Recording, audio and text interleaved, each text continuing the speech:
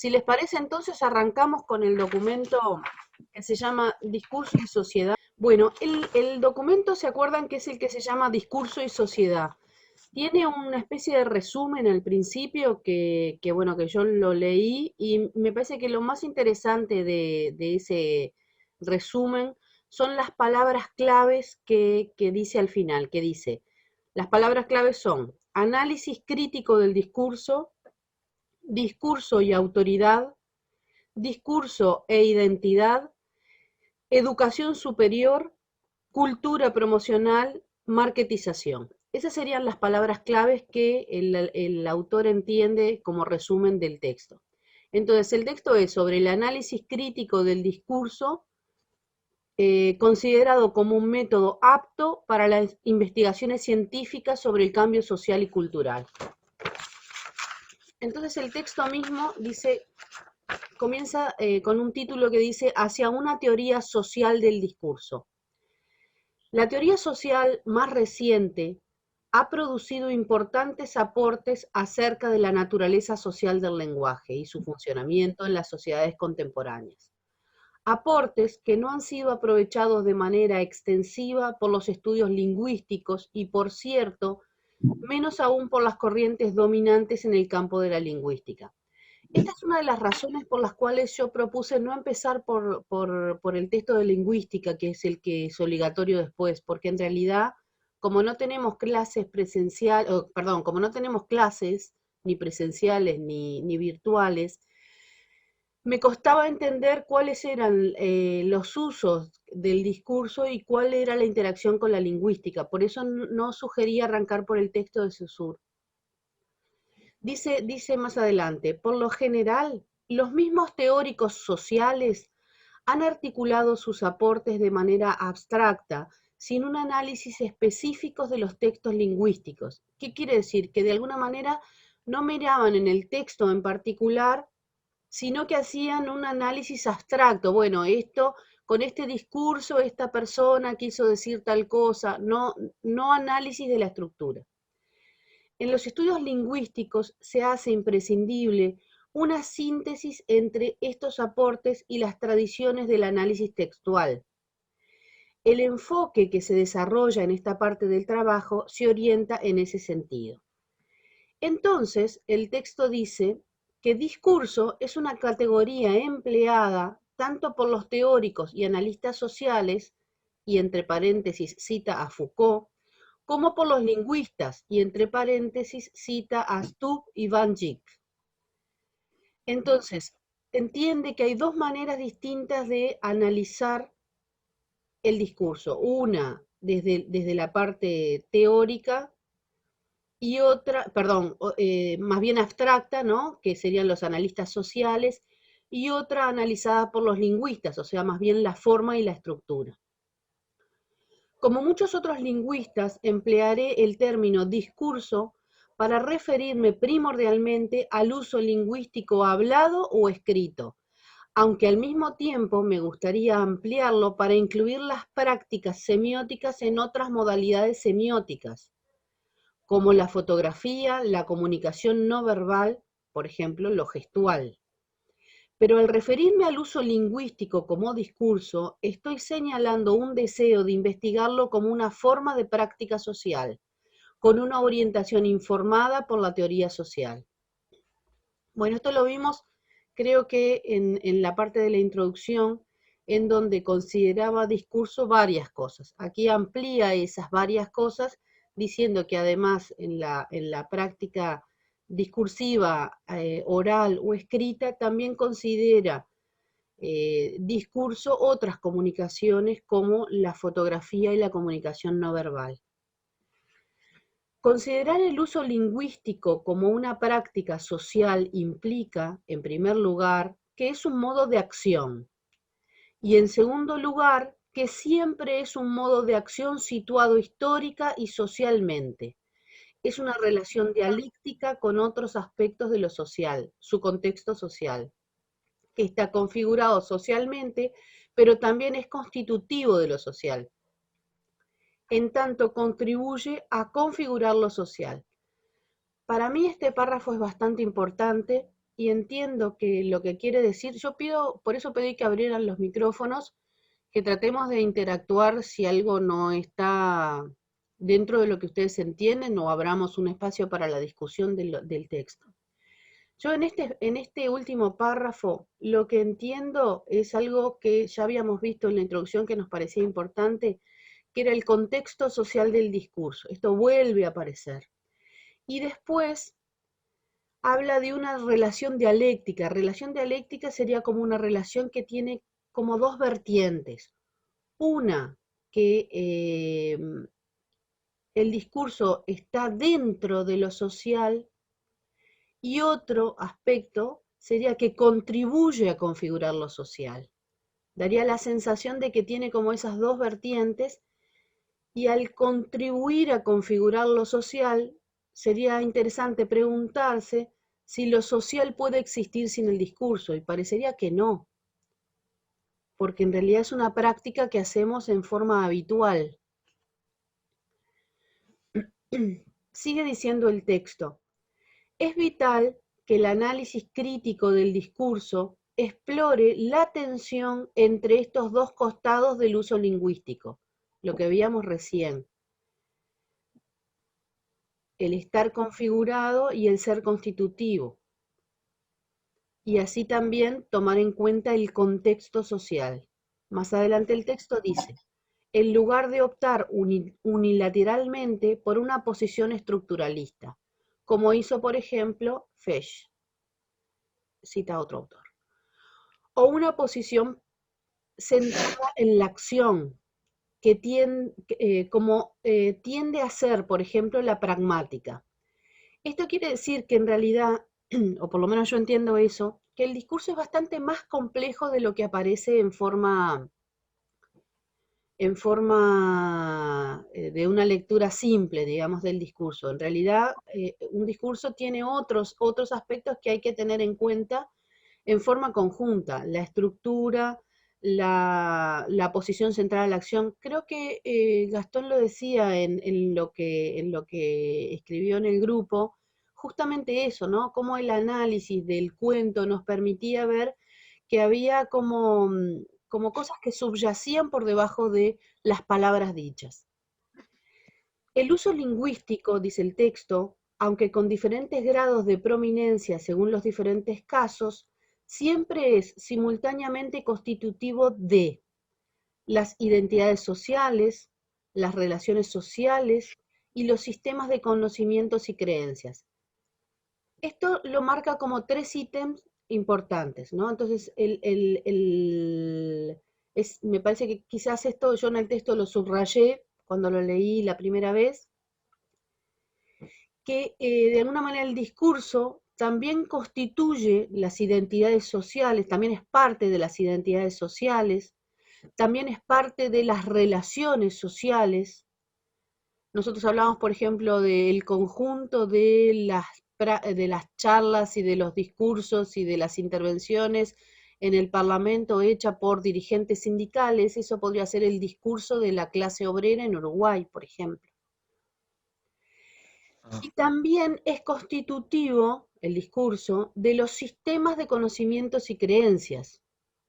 Esto es un poco más complejo, porque en realidad yo no logro ver, o sea, sí intuyo que esto es por ahí, pero no logro ver la relación directa. Nosotros poníamos como ejemplo en la reunión pasada la importancia de una base de conocimiento común para poder tener un discurso, ¿no? Hablábamos, por ejemplo, de la jerga que utilizan los médicos. Si no tenemos un conocimiento básico de esa jerga, es imposible entender lo que dicen, por ejemplo, o el sistema de lenguas, de señas, perdón.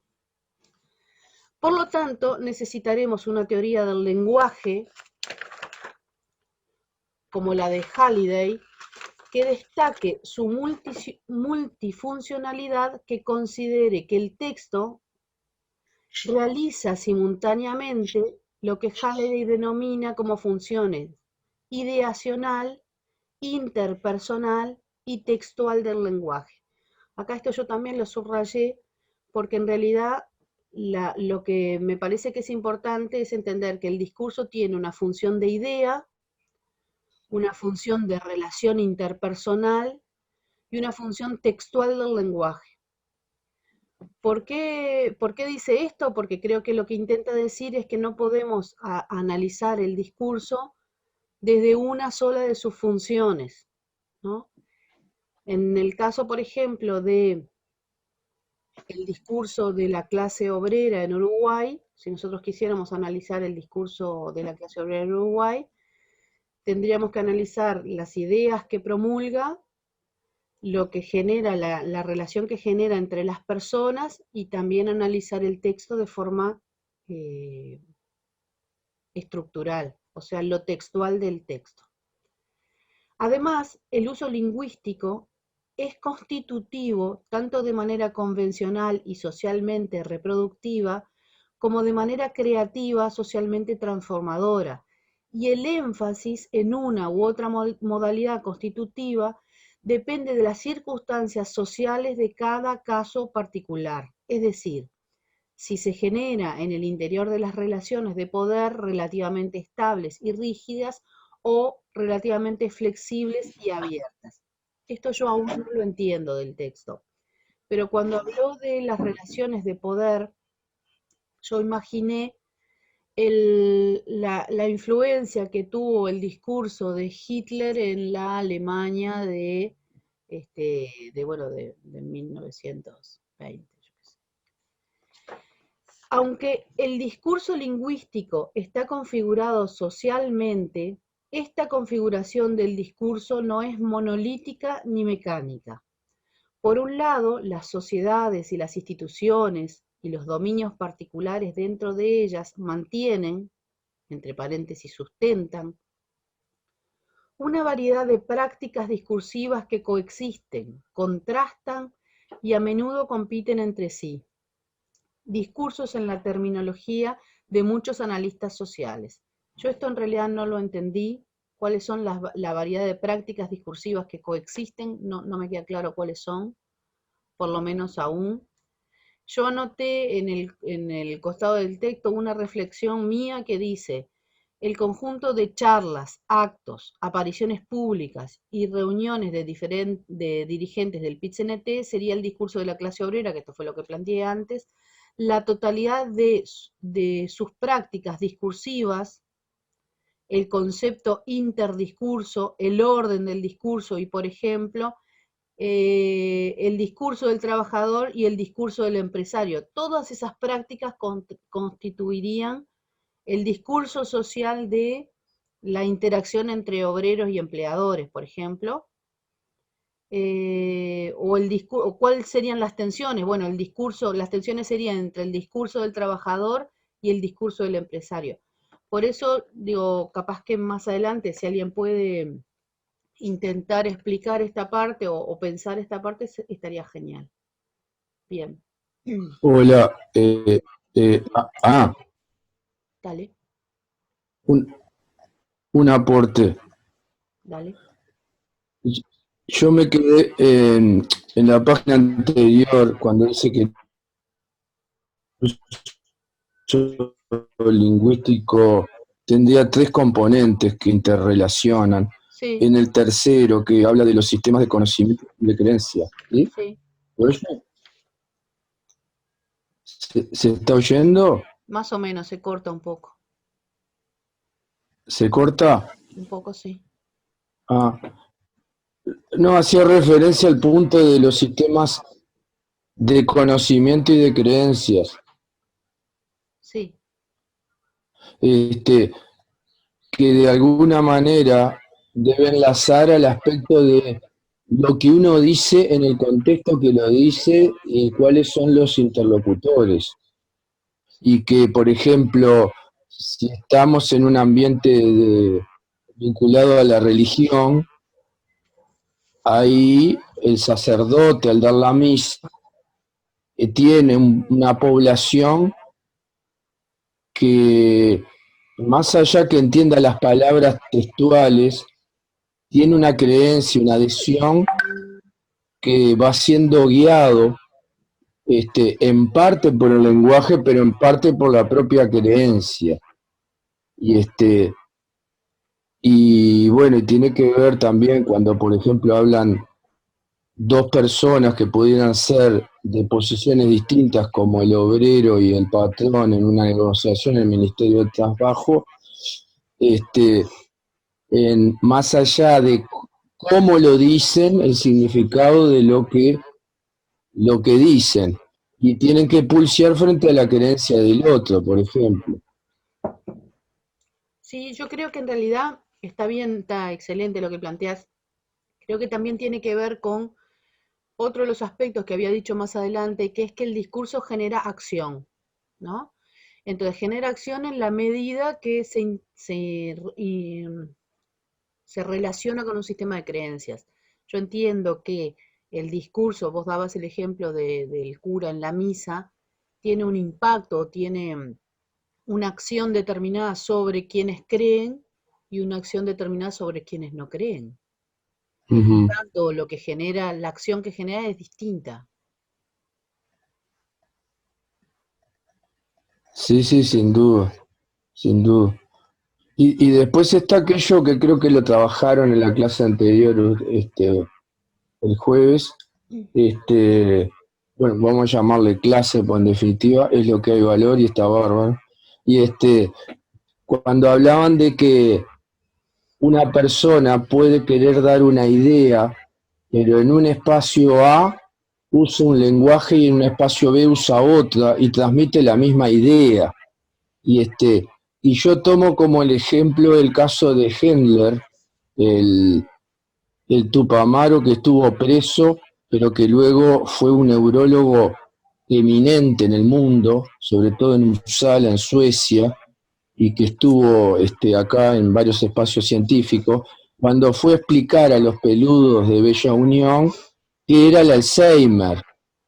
Y el tipo no podía usar el lenguaje de la academia. Y él apeló al lenguaje más entendible del otro diciendo lo mismo, hablando de que las arterias serían como las calles y que se pueden tapar por la basura. Y bueno, ahí entra a explicar eso. Bien. ¿Seguimos leyendo? Dale, dale. Por otra parte, existe una compleja relación entre eventos discursivos particulares, entre paréntesis, instancias, y de normas o convenciones subyacentes del uso lingüístico.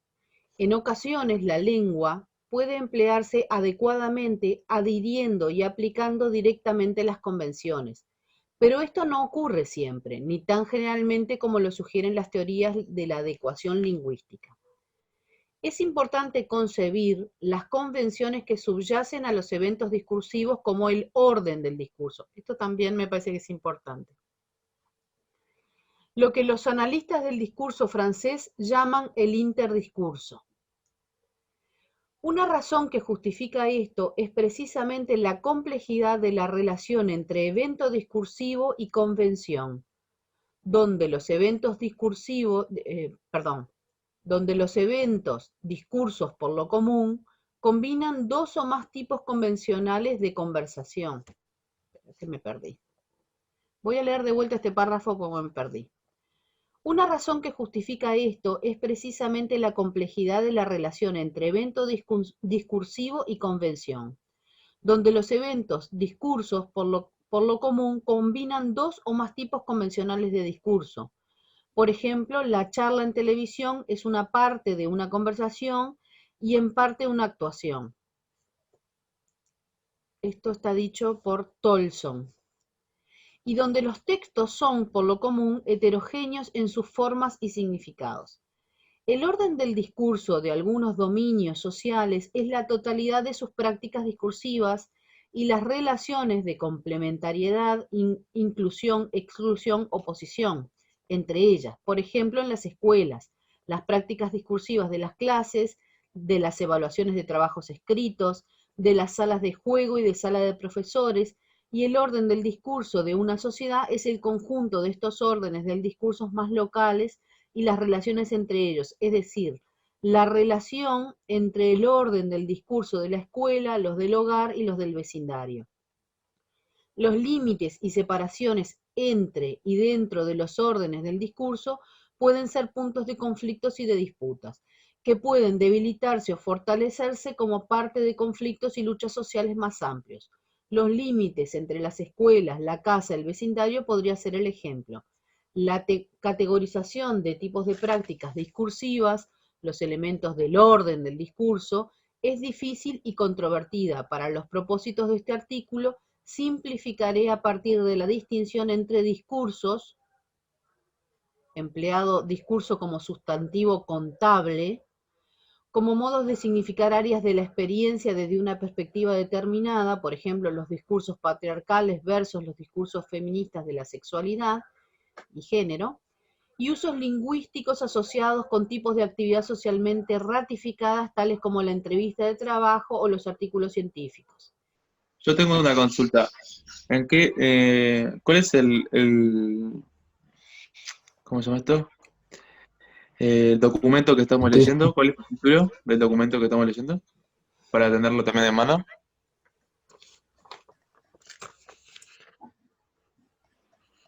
El que dice Fire Claw. Discurso Ahí están. No, pero en la página, ¿cómo se llama? ¿Discurso y sociedad también? Es el primer texto complementario que aparece en el EVA, antes en la unidad 1, debajo o por debajo de la del gato. Por debajo de... A ver.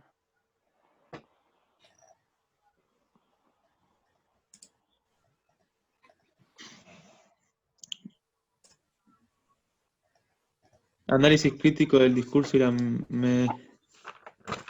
El análisis crítico del discurso y la mercantilización del discurso público en los puntos de las universidades.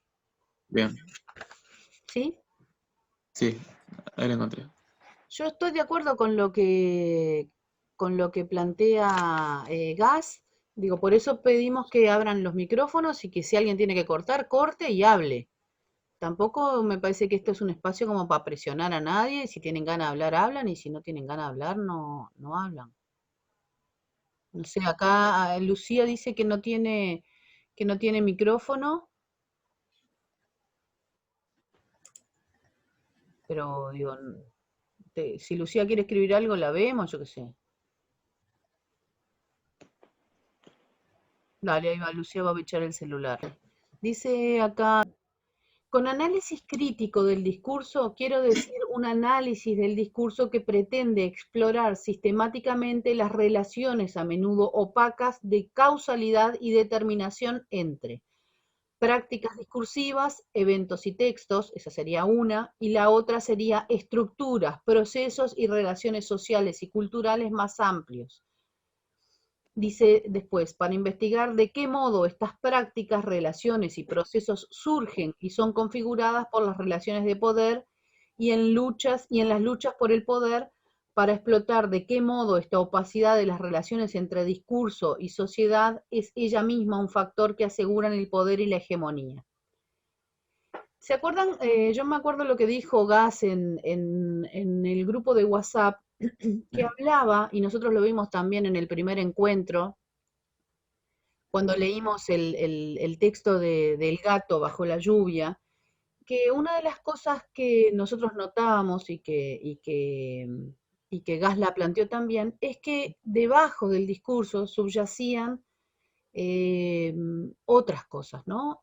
Se dejaban vislumbrar relaciones sociales. Una compañera decía, por ejemplo, la relación que tiene ella con el marido, la relación que tiene el marido con ella, la relación que tiene el dueño y eso por las palabras que decían, no decían yo tengo necesito conformarte siempre, que vos necesites algo, yo lo voy a intentar resolver, diría el dueño del hotel. Sin embargo, no lo dijo y todos entendimos en lo que decía que su objetivo era complacer las demandas de la mujer o las posibles demandas de la mujer. Entonces, lo que creo que en estos dos puntos que señala como importantes del análisis del discurso, habla de la práctica discursiva en los eventos y en los textos, y por otro lado, en las estructuras, procesos y relaciones sociales y culturales que subyacen en él. Entonces yo creo que esto es un ítem importante. Al referirme a la opacidad, estoy sugiriendo que los vínculos entre discurso, ideología y poder pueden muy bien ser ambiguos, difusos y poco claros para quienes están involucrados en las prácticas sociales y en general que nuestra práctica social está ligada a causas y efectos que pueden no ser en absoluto visibles y claros. Esto lo dijo Bourdieu. Marco analítico.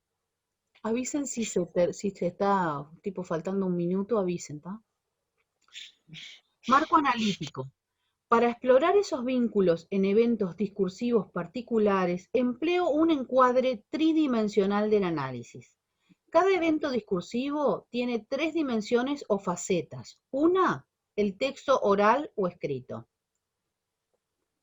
Así que la primera faceta es el texto, ya sea oral o escrito. La segunda faceta es una instancia de una práctica discursiva que implica la producción y la interpretación del texto. Así que la segunda sería la instancia de una práctica discursiva, o sea, y dice que implica la producción y la interpretación del texto. Y tercero, es en parte una práctica social, y es parte de una práctica social, o sea, el discurso, desde lo escrito, el texto como lo escrito como lo oral, después la parte discursiva, la interpretación de lo que quiso decir, más allá de lo que dijo, ¿no? Si lo referimos al texto propuesto, si nosotros analizáramos el texto del gato, por ejemplo, bajo la Bien. lluvia, sí, tendríamos las tres facetas, ¿cuáles serían?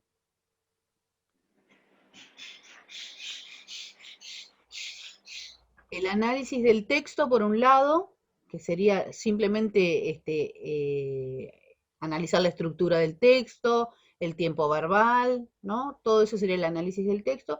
Una segunda instancia que implica la interpretación del texto. Bueno, dijo tal cosa o dijo que la sirviente Intentó referirse, Exacto, cosas así. exacto. Y la tercera, una práctica social, o sea, lo que veíamos hoy, el contexto, dónde estaban, en qué época, en qué lugar, cuál era Ah, la situación en la que estaban, etcétera, etcétera, ¿no? Entonces esas serían los tres elementos del marco analítico según este autor.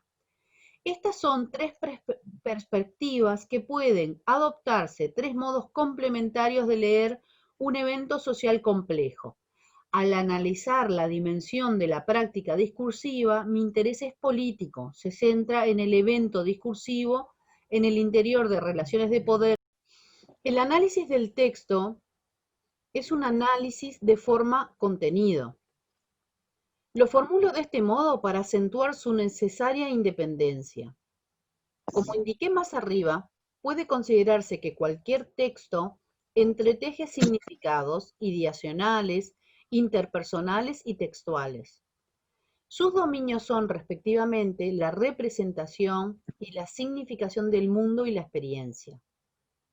La constitución, el establecimiento, la producción, la reproducción y la negociación de las identidades de los participantes y de las relaciones interpersonales que se establecen entre ellos, y la distribución entre la información dada versus la información nueva, y entre la que se destaca en primer plano versus el trasfondo, o se coloca en último plano en el más amplio sentido. Considero que esto ayuda a distinguir dos subfunciones de la función interpersonal: la función de identidad, el texto en la constitución de relaciones, y la función relacional, el texto en la constitución. Acá está, algo debe estar mal porque repite lo mismo, ¿no? Considero que esto ayuda a distinguir. ¿Cómo, perdón? Que repite lo mismo, lo único que cambia es que viste que en una parte dice la función de identidad y después dice la función relacional. Claro, pero al explicarlo, las dos repite lo mismo. Dice el texto de la Constitución de Relaciones y el texto en la Constitución de Relaciones. Eso está mal, me parece, ¿no? Sí, Mm. puede ser, a no ser que quiera relacionar las dos funciones con esas características, el texto en la Constitución de Relaciones. Bien. Igual no comprendo muy bien qué es lo que quiere decir. En realidad, si Sí, nosotros... A ver, dale, Mateo. la primera. O La Gas. primera no debería decir relacional, sino identidad, ¿no? Bien. Sigamos a ver si adelante aclara un poquito más.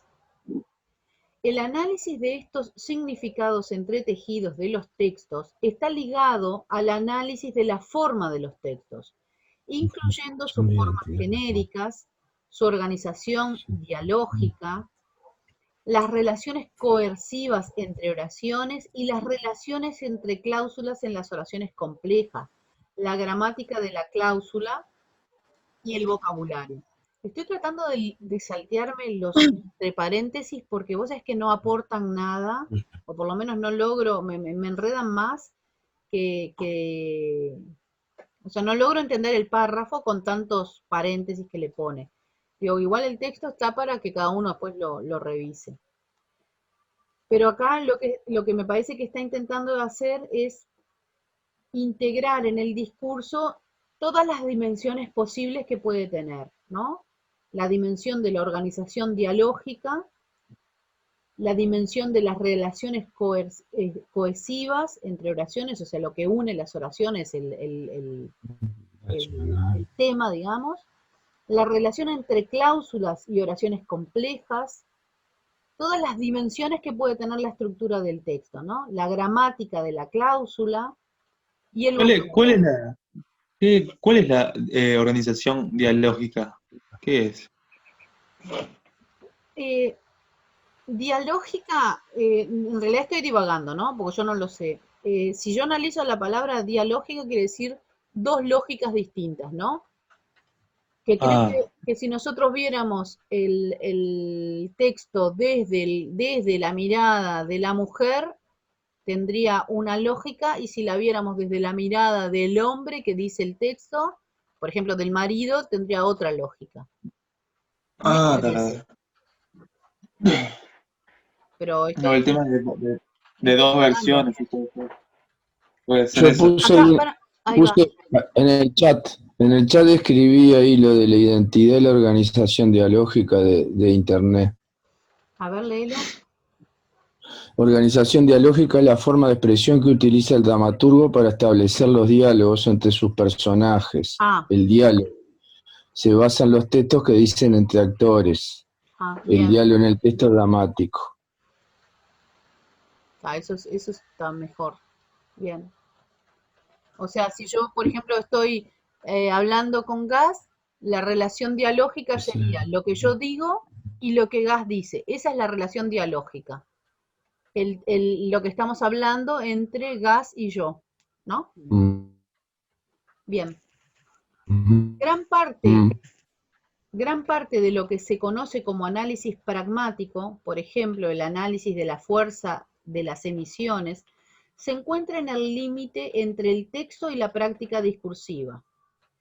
El análisis de la práctica discursiva se ocupa de los aspectos sociocognitivos de la producción y la interpretación de los textos, opuesta a los aspectos socioinstitucionales que se discuten más adelante. Este análisis involucra tanto la explicación paso a paso del modo en que los participantes producen e interpretan los textos, y en los que sobresalen los análisis convencionales y pragmáticos, como así también los análisis que se centran en la relación entre el evento discursivo y el orden del discurso, y en la determinación de las prácticas y combinaciones discursivas están siendo configuradas. Está horrible. El interés principal y mi mayor preocupación en este trabajo se centra en este último aspecto. El concepto de interdiscursividad destaca la normal heterogeneidad de los textos al ser constituidos por combinaciones de diversos géneros y discursos. El concepto de interdiscursividad se basa en y se relaciona estrechamente con el intertextualidad, y al igual que la intertextualidad, pone de relieve una perspectiva histórica de los textos como transformadores del pasado, las convenciones existentes o los textos previos en el presente. Che, ¿soy yo o esto está escrito feo? En chino, ¿no? Más o menos. No termina de decir una frase y arranca para otro lado y realmente no logro enganchar una idea de lo que quiere decir. O sea, El concepto interdisciplinaridad, sí, sí. por ejemplo, a mí me parece que tendríamos que buscar los elementos, ¿no? Las palabras. ¿Qué quiere decir con interdiscursividad? Me parece que tendríamos que buscar la palabra intertextualidad, relativa al discurso siempre, ¿no? Como para poder entender este párrafo. Sigo leyendo un poco más. El análisis Bien. del evento discursivo, ¿alguien quiere hablar? No. El análisis del evento discursivo como práctica social puede referirse a diferentes niveles de organización social.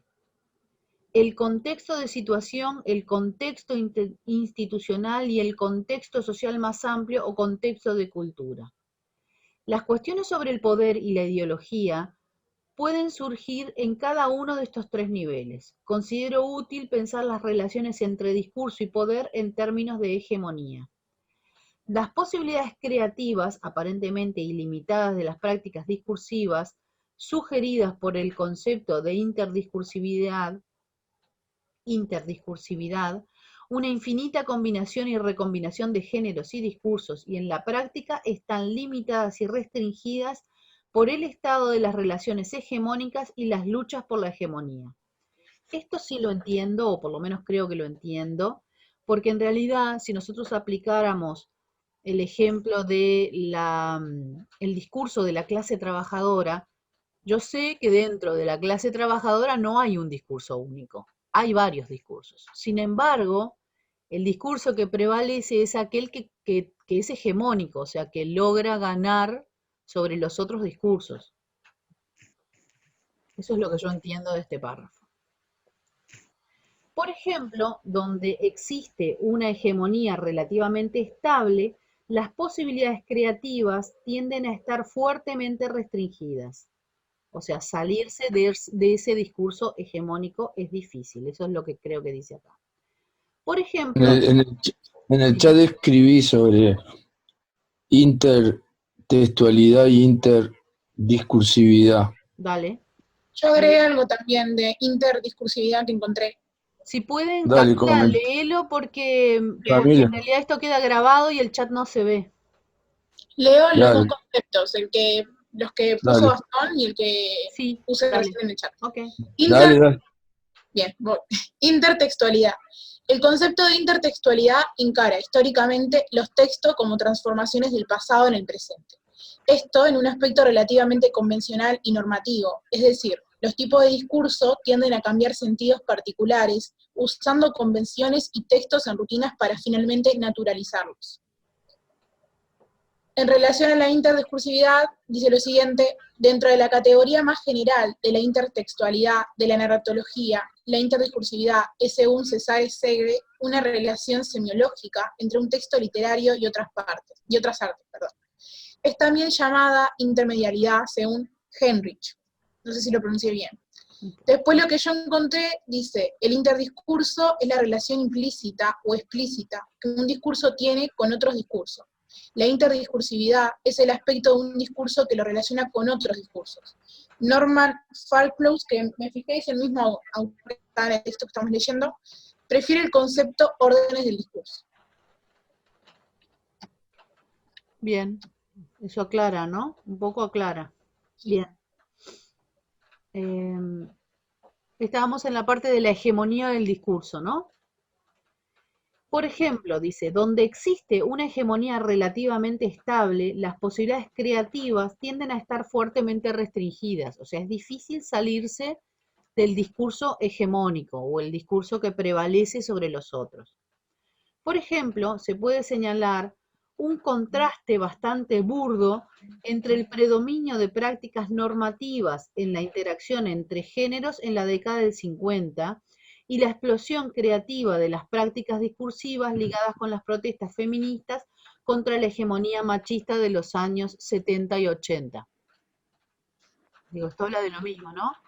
En la década del 50 el discurso social hablaba de una serie de restricciones de la participación de las mujeres en diferentes ámbitos de lo laboral, de lo social, etcétera, etcétera.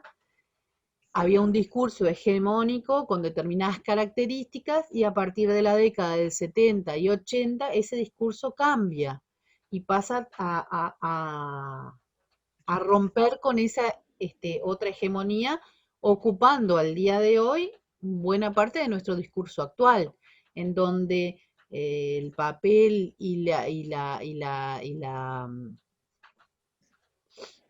acción o interacción de las mujeres en la sociedad tiene otro papel. Esta combinación entre hegemonía e interdiscursividad que propongo en mi encuadre del análisis crítico del discurso es concomitante con una definida orientación hacia el cambio histórico. Esto es lo que dijimos en los dos encuentros. El discurso también tiene mucho que ver con el contexto histórico.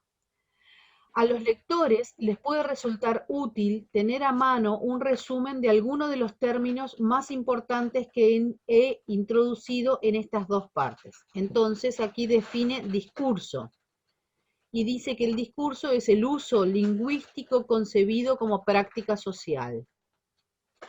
Evento discursivo lo define como instancia de uso lingüístico analizada como texto, práctica discursiva, práctica social.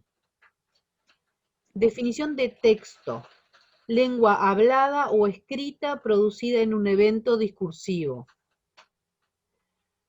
Define práctica discursiva: la producción, distribución y consumo de un texto. Sigue con definiciones. Interdiscursividad: la constitución de un texto a partir de diversos discursos y géneros. Definición de discurso como sustantivo contable: modo de significar la experiencia desde una perspectiva particular. Género: uso lingüístico asociado con una actividad social particular. Orden del discurso: totalidad de las prácticas discursivas de una institución y las relaciones que se establecen entre ellas. Bueno, acá me parece que aclaró bastante más, ¿no? Tengo una duda. Sí. En relación al género, el género puede ser, o sea, por ejemplo, la definición que dice acá es que es el uso lingüístico asociado con una actividad social particular. Un tipo de género podría ser, no sé, por ejemplo, una conferencia, o también podría ser como una institución educativa como, no sé, la escuela o la universidad, Sí. no sé si en realidad va por ese lado. Sí, me da la sensación de que sí. Referido a una actividad social. Definamos una actividad social. La actividad social puede ser una misa. El género de ese evento social sería religioso, por ejemplo, ¿no? Sí, bien, gracias. Bueno, digo, es una interpretación, ¿no? No sé si tengo la razón. Sí, Bien. sí, es que lo asocié por ese lado, más leyendo la definición que está en el cuadrito. Bien. Y también considero que es como estaban diciendo ustedes en las clases, por ejemplo en la clase anterior y ahora, que se relaciona mucho con el tema del contexto, ¿no? O sea, como que a su vez, si bien capaz que el género está asociado con una actividad social, también el tema del discurso o lo que se dice en el discurso va muy como relacionado con, o sea, con el contexto, o sea, con la situación, en la época, todo, ¿no? Exacto. Bien, el siguiente título del texto dice Lenguaje y discurso en la sociedad del capitalismo tardío. El análisis crítico del discurso tiende a ser considerado en muchos departamentos de lingüística como un área marginal del estudio del lenguaje, aunque desde mi punto de vista debería ocupar el centro de una disciplina lingüística reconstruida, la adecuada teoría social del lenguaje reciente solicitada por Cres. El primer objetivo que persigo en este apartado es sugerir que un fundamento fuerte de esta posición proviene del análisis de la situación del lenguaje y el discurso, por ejemplo, el orden del discurso en las sociedades contemporáneas. Si los estudios lingüísticos tienen que conectarse con las realidades del uso lingüístico contemporáneo, entonces debe producirse un giro histórico, social y crítico. El segundo objetivo se completa en el contexto más amplio de los procesos de comercialización del discurso público que se discutirán en el próximo apartado. Aquí mi premisa es que la relación entre el discurso y otros aspectos de lo social no es una constante transhistórica, sino una variable histórica, de manera que existen diferencias cualitativas entre diferentes periodos históricos en relación con la función social del discurso. Esto que dice, yo cuando lo leí la primera vez me imaginé la potencia que tenía el discurso, por ejemplo, en la Atenas, ¿no? ¿No? El discurso de los ciudadanos atenienses, ¿no? El impacto o la fuerza que tenía ese discurso, y el discurso que puede tener hoy de un actor social, por ejemplo, determinado. Creo que el impacto en esa época tenía muchísimo más impacto que el que tiene hoy. Me parece, pero es una idea nomás. También existen continuidades inevitables. Sugiero que no existe una disyunción radical entre, digamos, la sociedad premoderna, moderna y posmoderna, sino cambios cualitativos de la dominante cultural en relación con las prácticas discursivas, es decir, en la naturaleza discursiva de las prácticas discursivas que más se destacan y que tienen mayor impacto en un periodo histórico determinado. Más abajo me referiré en particular a Gran Bretaña, pero está surgiendo un orden global de discusión y muchos de sus cambios y características tienen un carácter cuasi internacional. Yo acá cuando lo leí imaginé el discurso de la OMS, por ejemplo, ¿no? En donde el impacto de ese discurso es internacional. Las investigaciones de Foucault sobre el cambio cualitativo en la naturaleza y el funcionamiento del poder entre las sociedades premoderna y moderna sugiere algunas de las características distintas del discurso y el lenguaje de las sociedades modernas.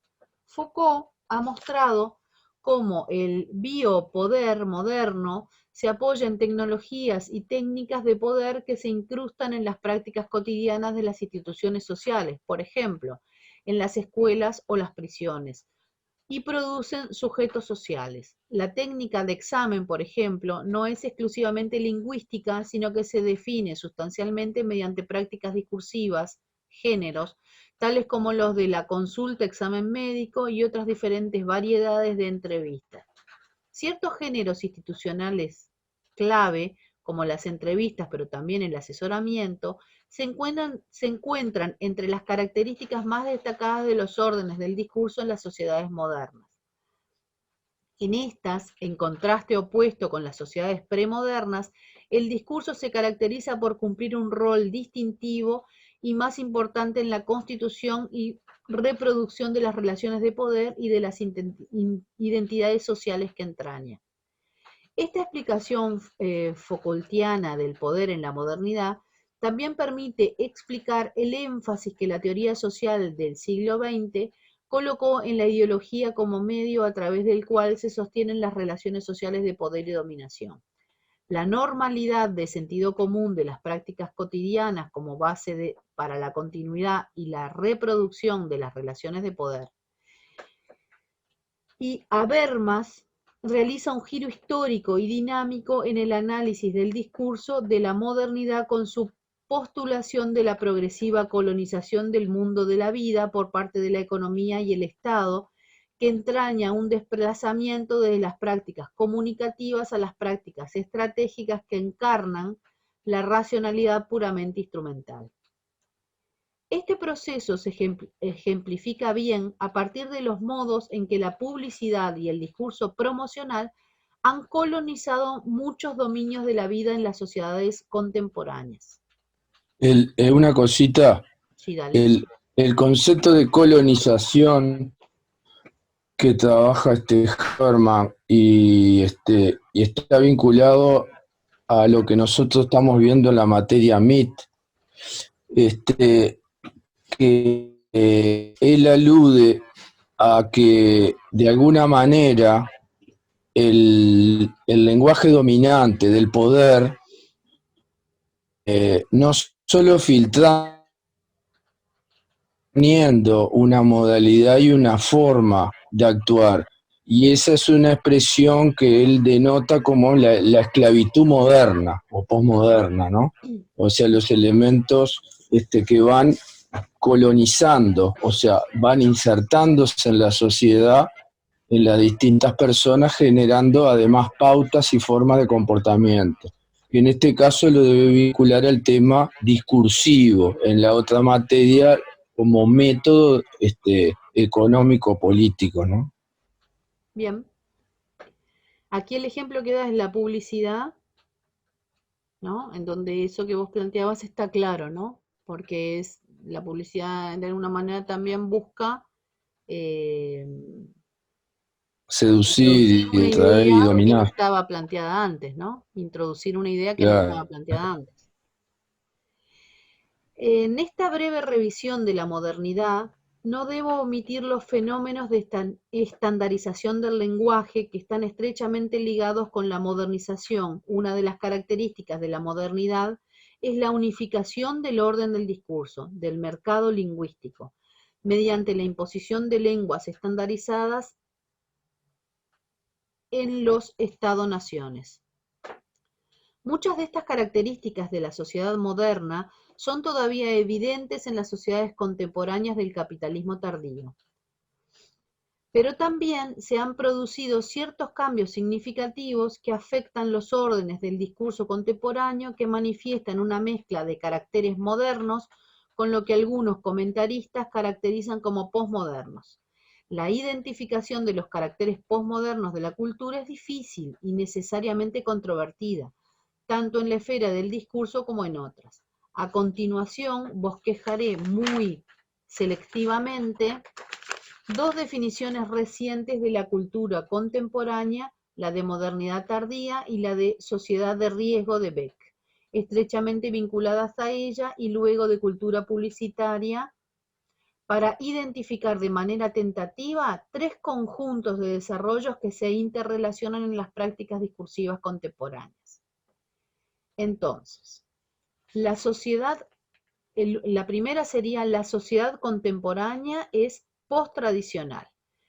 Esto significa que las tradiciones, en lugar de darse por sentadas, deben justificarse en relación con otras posibilidades alternativas.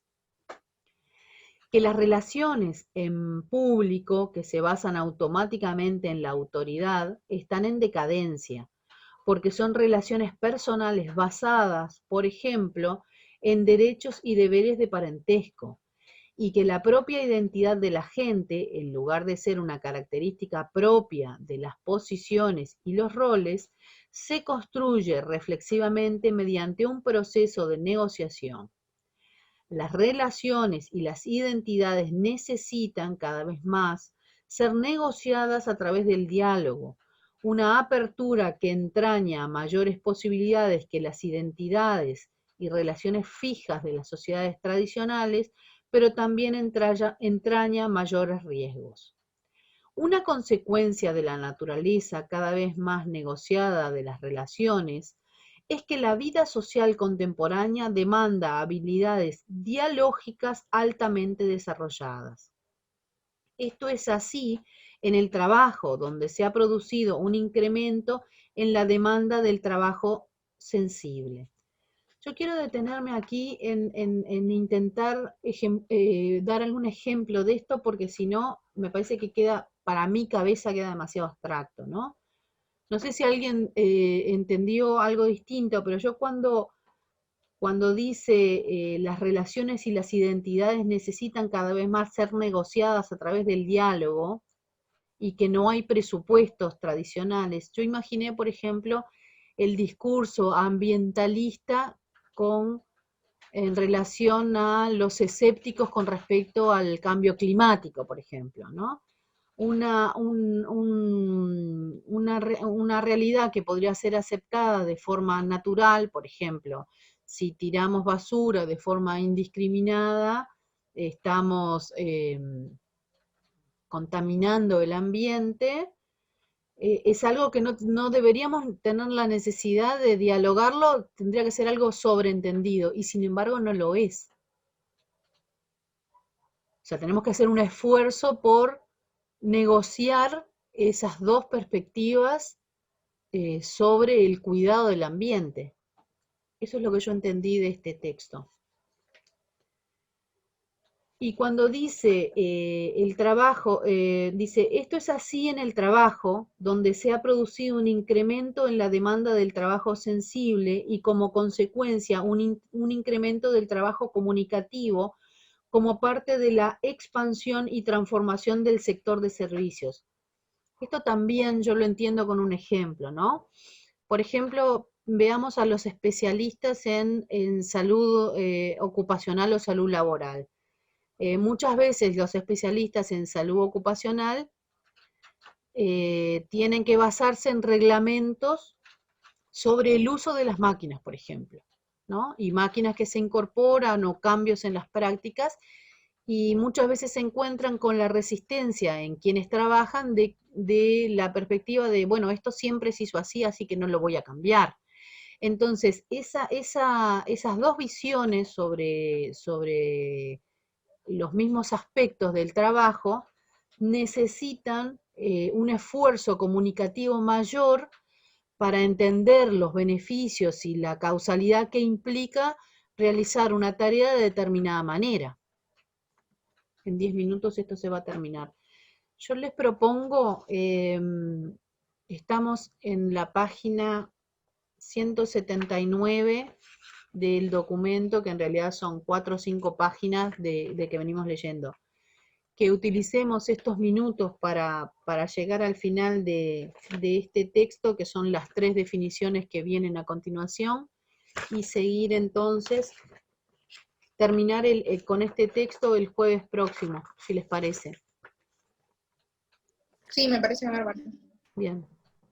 Ok, acá aparece un cartel, voy a intentar sacarlo. Ok, bien. Una consecuencia de la naturaleza cada vez más negociada de las relaciones es que la vida social contemporánea demanda habilidades dialógicas altamente desarrolladas.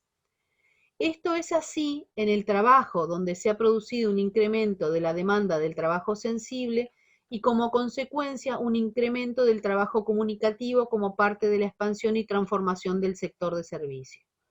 También es así en los contactos entre profesionales y su público o clientes, y en las interrelaciones entre socios, parientes y amigos. Estas demandas pueden ser una fuente de dificultades mayores, pero no todos pueden cumplirlas fácilmente. Actualmente se ha producido un notable interés en la educación lingüística por el entrenamiento de las habilidades comunicativas en la interacción grupal y cara a cara. Esto proporciona un marco dentro del cual podemos encontrar sentido a los procesos de la informalización, que han tenido lugar desde los años 60 en su aspecto específicamente discursivo, que ha denominado conversialización del discurso público. La conversialización es una característica contundente y penetrante en los órdenes del discurso contemporáneo. Por un lado, puede considerarse como una colonización del dominio público, por otra parte, de las prácticas del dominio privado, una apertura de los órdenes públicos del discurso a prácticas discursivas que son más accesibles que las prácticas elitistas tradicionales del dominio público, y de esta manera considerarlo como un acceso más abierto al dominio público. Por otro lado, puede considerarse como una apropiación de las prácticas del dominio privado por parte del dominio público, la infusión de las prácticas requeridas en los escenarios públicos post-tradicionales por los complejos procesos de negociación de identidades y de relaciones a las que aludíamos antes. La ambivalencia de la conversacionalización va más allá, a menudo es una personalización sintética asociada con los objetivos publicitarios del discurso. y ligada a la tecnologización del discurso. Bien. Esto refería solo a la primera definición, que era la definición de la sociedad contemporánea es post-tradicionalista. La segunda definición dice, la reflexividad en el sentido de empleo sistemático del saber acerca de la vida social para organizarlo y transformarlo es una característica fundamental de la sociedad contemporánea. La reflexión, ¿no? Lo que dice es que la reflexión es una característica fundamental de la sociedad contemporánea, según Giddens.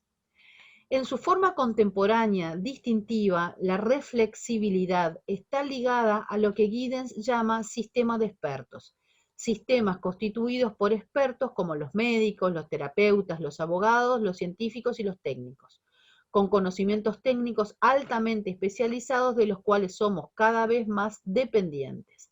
La reflexividad y los sistemas de expertos se expanden incluso hasta el corazón del yo, con la muerte de los roles y posiciones impuestos en las prácticas tradicionales.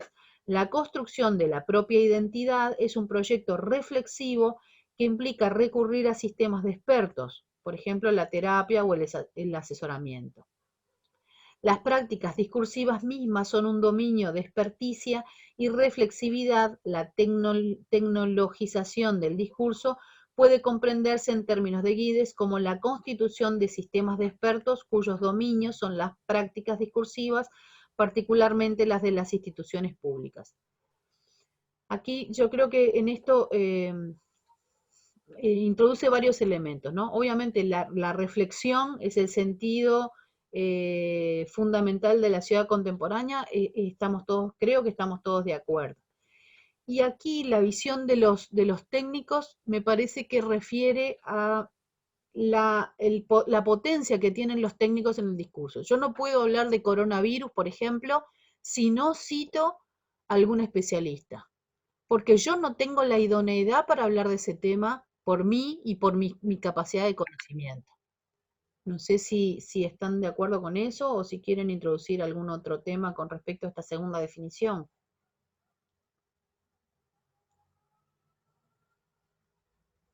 Bien. El otro elemento que introduce este párrafo para mí es la importancia de el dominio de las prácticas discursivas. O sea que no cualquier persona hoy por hoy puede hacer un discurso. Para ello hay que aprender y estudiar determinadas técnicas discursivas. Eso es lo que yo entendí de este párrafo. La tercera definición, y creo que es la última que nos va a dar por el día de hoy, es: la cultura contemporánea se ha caracterizado como cultura publicitaria o cultura del consumo. Estas denominaciones apuntan a las consecuencias culturales del mercado y la producción masiva, la incorporación de nuevos dominios en el mercado de artículos de consumo y la reconstrucción general de la vida social sobre la base del mercado. Dice además, entre paréntesis, y un relativo cambio de énfasis en la economía desde la producción del consumo. El concepto de cultura publicitaria puede comprenderse en términos discursivos como generalización de la publicidad como una función comunicativa, el discurso como un instrumento para vender bienes, servicios, organizaciones, ideas o personas entre diferentes órdenes del discurso. Las consecuencias de la generalización de la publicidad para los órdenes de discurso contemporáneos son bastante radicales.